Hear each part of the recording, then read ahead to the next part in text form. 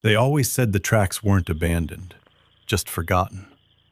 But there's a difference, and I found out the hard way. Welcome to Campfire Static, where the woods watch back. Story 1. They always said the tracks weren't abandoned, just forgotten. But there's a difference, and I found out the hard way.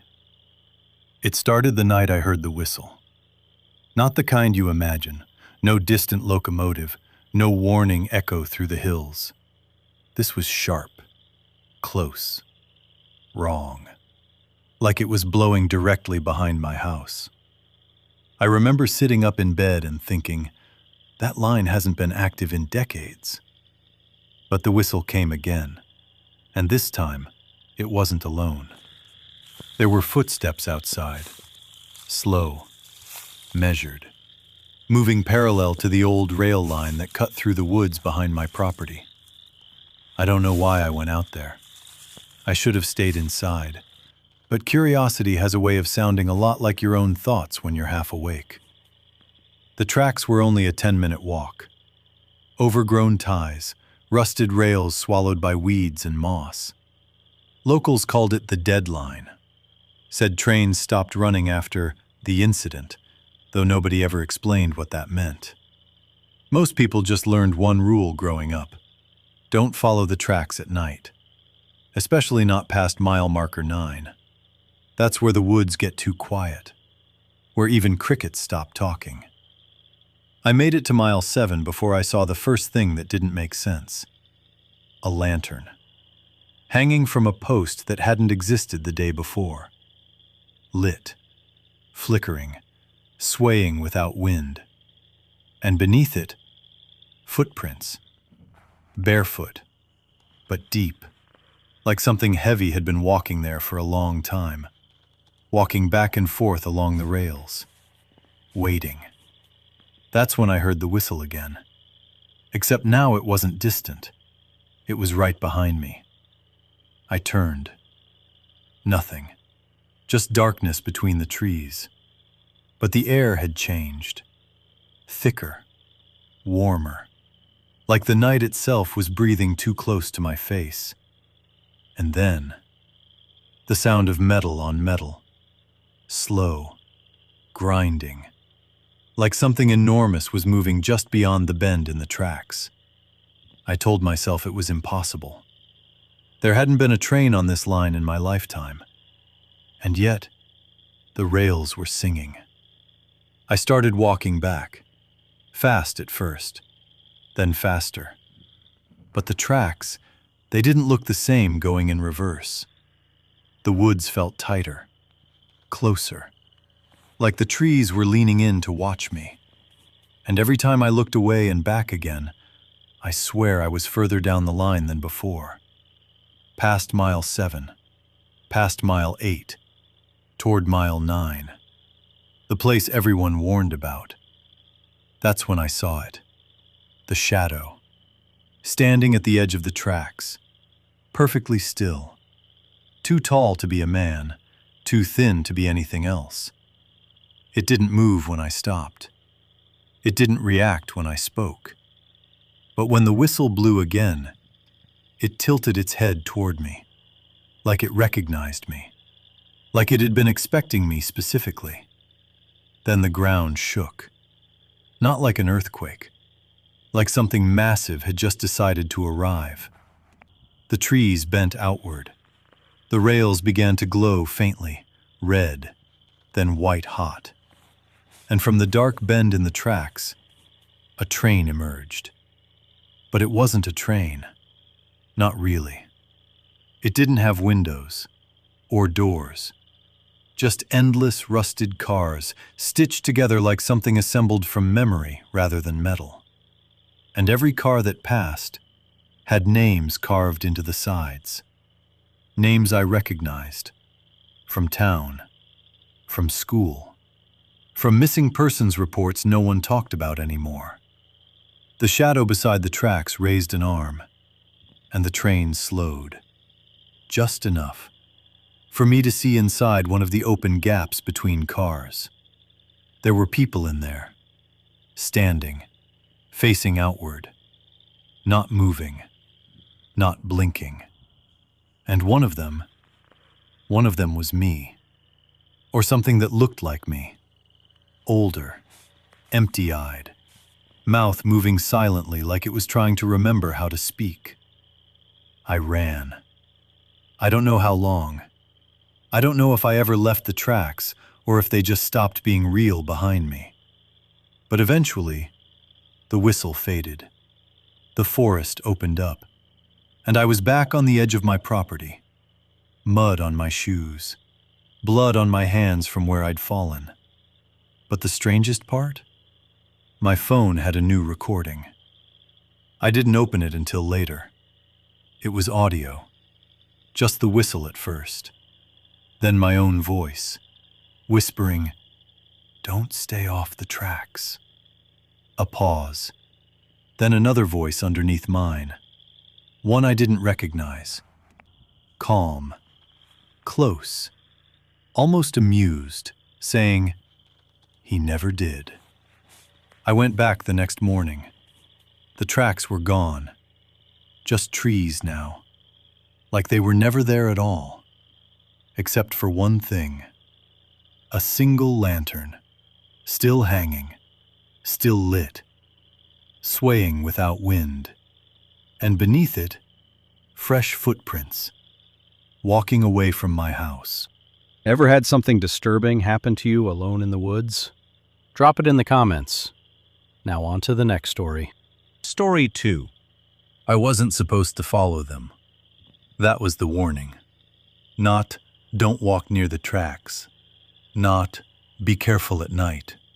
Just, "Don't follow them." Like they had somewhere to go. Like they wanted to be followed. I noticed it first as a mistake, a missing stretch of rail. I hike those woods often, same loop, same trailhead, same worn path cutting parallel to the old train line. But that day, the tracks were different. They curved where they never curved before. Not gradually, not naturally. Like someone had bent the world slightly to the left while I wasn't looking. And at the center of that bend was a sign. I'd never seen it before. Wooden, fresh cut. Letters carved too deep to be casual. "If you see the shift, do not look away." I should have left. That's the part that keeps bothering me. I did consider it. I even turned back once. But when I did, I heard it. A train whistle. Low. Distant. Wrong. Because there are no active lines out here anymore. Haven't been for years. And yet, that sound didn't feel old. It felt new. Like it was happening for the first time. Right then. Right for me. When I looked back, the tracks were different again. Closer now. Like they had moved toward me while I wasn't watching. And something was standing on them. A figure. Still. Too still. Not facing me. Just waiting. Like it already knew I would return. That's when the air changed. Not colder, not warmer. Just heavier. Like the forest had realized I was paying attention. The trees stopped moving. Even the wind stopped correcting itself. And then the figure on the tracks finally turned its head. Not to look at me, but past me, as if I was standing in the wrong place. The whistle came again. This time, louder. Close enough that my chest vibrated with it. And the rails, I swear to you, they started glowing faintly. Not fire, not light. Something in between. Like heat trapped inside metal that had learned how to remember sound. I stepped forward. Just one step. That's all it took. The moment my foot crossed the edge of the ballast stones, the world shifted. The forest didn't change. It rearranged. Paths I knew were gone. The trail I came from, gone. Even the sky looked slightly misaligned, like someone had rotated it a few degrees off-center. And the tracks now stretched further than they should have been able to. Straight into the trees. No bend, no end. Just distance that didn't behave like distance anymore. I followed. Not because I wanted to, because I stopped being certain I had a choice. Every step forward felt like I was catching up to something I had already done. Every sound I made arrived half a second too late. Even my breathing felt delayed, like I was listening to myself from somewhere else. Then I saw it. The station. Except it wasn't a station anymore, just the outline of one. Like reality had tried to build it and given up halfway through. Platforms missing edges, signs with no words, doors that opened into nothing. And the train was already there, waiting. No engine, no wheels I could understand. Just a long collection of cars stretching into darkness on both sides. Each one marked with names carved into the metal. Names I didn't recognize, at first, until I did. Names from town, from old news reports, from missing posters I'd seen years ago and forgotten I ever saw. The figure from the tracks was now beside me, closer than I remembered. It still didn't look at me. Instead, it pointed toward the train. And for the first time, I understood what it wanted. Not to board, not to leave, to replace. I don't remember stepping inside. I only remember the sound, that same whistle. But now it wasn't outside anymore. It was inside my head. And underneath it, a second sound. My own voice, whispering something I don't remember saying. You finally made it.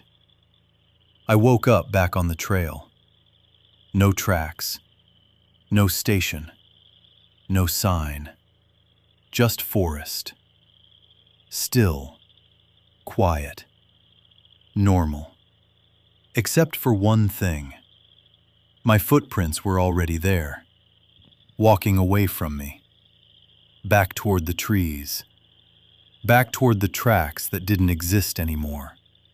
And at the very end of them, another set, already waiting. I hope you enjoyed this story. If you have a story that makes the hair on the back of your neck stand on end, share it here. Don't forget to like and subscribe. It helps the channel and allows me to curate more of these stories for you.